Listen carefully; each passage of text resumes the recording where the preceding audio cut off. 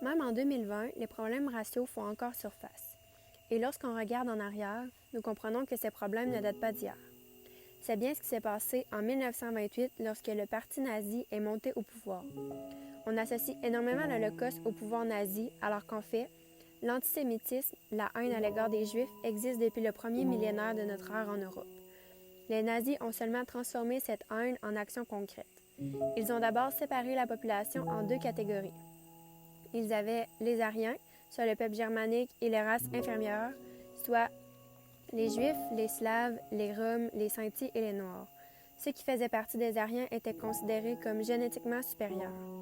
Après sa défaite, lors de la Première Guerre mondiale, l'Allemagne est humiliée et traverse une crise économique et politique.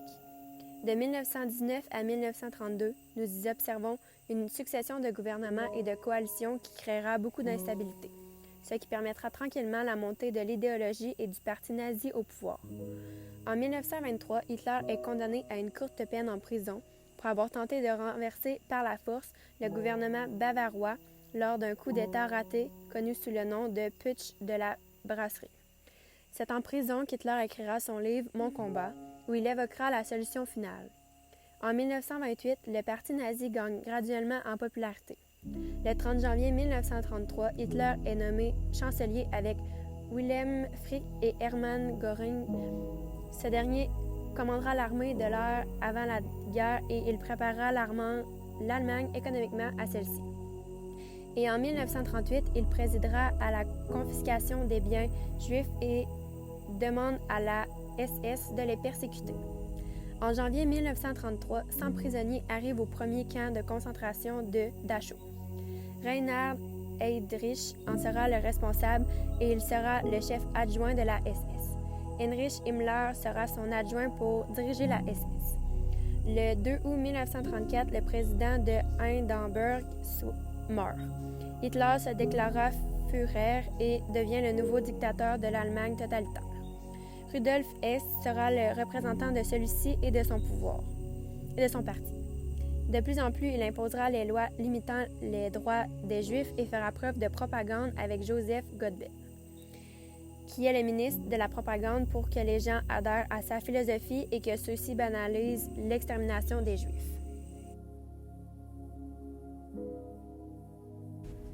Au fil du temps, les gens ont dû s'identifier avec le port de l'étoile de David sur leurs vêtements afin qu'on puisse les mettre à l'écart.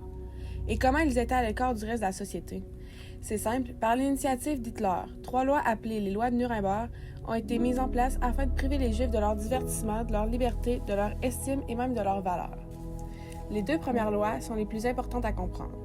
La première loi, la loi sur la citoyenneté Reich, disait que seules les personnes avec du sang allemand pouvaient être de citoyenneté allemande. La deuxième, la loi sur la protection du sang allemand et de l'honneur allemand, interdisait toute union entre Allemands et Juifs, que ce soit par un mariage ou seulement par un acte sexuel. Par ces lois, la haine des Allemands s'est multipliée, puis plusieurs de leurs libertés ont été brimées. Tout accès aux endroits publics leur était interdit, les enfants juifs ne pouvaient pas fréquenter les mêmes écoles que les enfants allemands, puis ceux-ci ne pouvaient pas circuler sans se faire insulter par les citoyens. C'est dans les nuits du 9 et 10 novembre 1938 que la majorité des Juifs ont été kidnappés de leurs propriétés pour être envoyés dans des camps de concentration et d'extermination.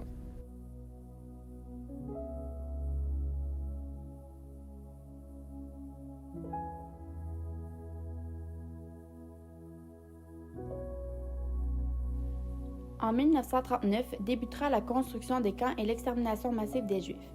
En 1940, le premier camp de concentration sera construit à Auschwitz. L'année suivante, il deviendra un camp de concentration mixte avec l'ouverture du camp d'extermination de Birkenau. À l'automne de cette même année, 2 autres camps de concentration se créent, celui de Majdanek et Treblinka. En décembre, le camp d'extermination de Chelmno est construit où plus de 800 Juifs y seront gazés. En janvier 1942, 65 000 Juifs sont déportés du ghetto de Lodz jusqu'au camp de Chelmno. En mars, le camp de Belzec fait son ouverture où les Juifs de Pologne sont envoyés pour être tués.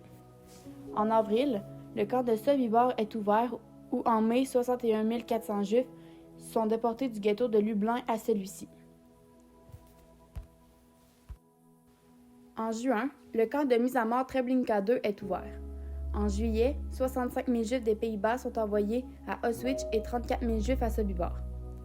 En octobre, plus de 110 000 Juifs sont déportés du ghetto de Białystok jusqu'au camp de Treblinka. Durant l'automne, 346 000 Juifs du ghetto de Random et 33 300 Juifs du ghetto de Lublin sont déportés au camp de Treblinka II.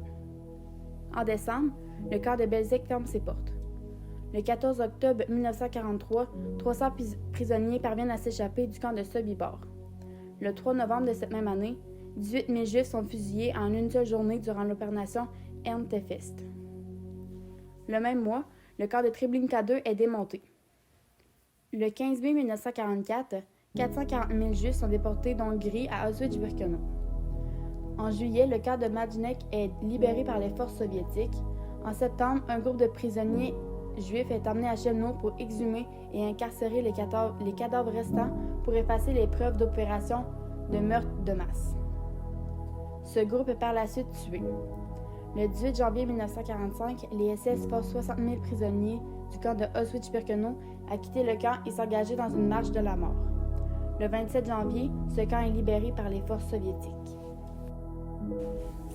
Le nombre de victimes juives durant la Shoah atteint un nombre exorbitant de 5 à 6 millions de morts.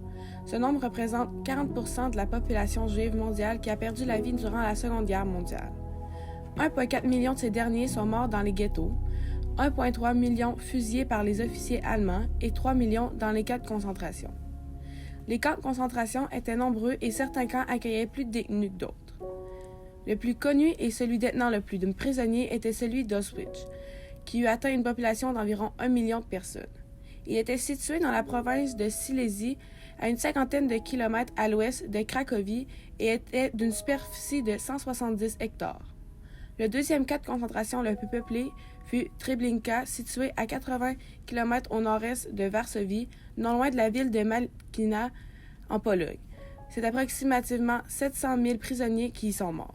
La Shoah marque un tournant historique car elle est l'occasion d'une prise de conscience internationale amenant plusieurs faits majeurs. Le premier tribunal international fut créé. Il se nommait le tribunal de Nuremberg et avait pour but de juger les crimes nazis.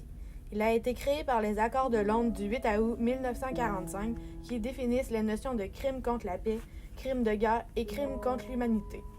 De plus, la création de la notion juridique de crime contre l'humanité apparut à la suite de la Shoah et désigne un acte criminel à l'encontre d'un groupe humain violent ayant à l'encontre des droits de la personne. Cette notion fut créée en faisant référence à la Shoah. Avant l'Holocauste, l'antisémitisme était très répandu et considéré comme une opinion parmi d'autres. Il est désormais un tabou dans la sphère publique et un délit passible des lois. De même que dans certains pays, la négation du génocide est un crime. Soucieux de provoquer l'antisémitisme, le Conseil des ministres a décidé de ne pas autoriser les survivants juifs de la Shoah à immigrer, mais une vague importante d'autres réfugiés a immédiatement eu lieu à la fin de la guerre. Il n'y avait pas d'immigration légale en Palestine, mais entre 1945 et 1948, des milliers de Juifs déplacés ont tenté d'y entrer illégalement. Les autorités du mandat britannique ont abandonné le contrôle de la région après que les Juifs se soient rebellés contre les politiques qui continuaient d'empêcher l'immigration des réfugiés ou des survivants de l'Holocauste. En 1947, les Nations unies ont adopté un plan de partage de la Palestine mandataire recommandant la création d'États indépendants arabes et juifs. L'État d'Israël a été créé en 1948 et de nombreux Juifs ont ensuite immigré dans cette région. En 1918, cette population ne comptait que 56 000 personnes. Au moment où a été créé l'État d'Israël en 1948, la population israélienne juive atteignait déjà 558 000 et les habitants palestiniens deviennent minoritaires. En conclusion, la négation du génocide est un acte de condamnation par l'ONU et un crime grave.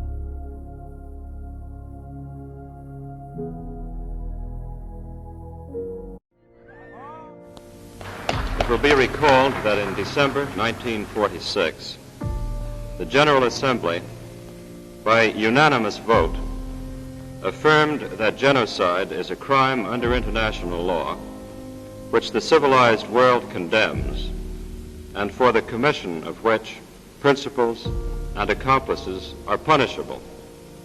The draft convention on genocide, which is now before this assembly, is the end product of 2 years of careful and arduous work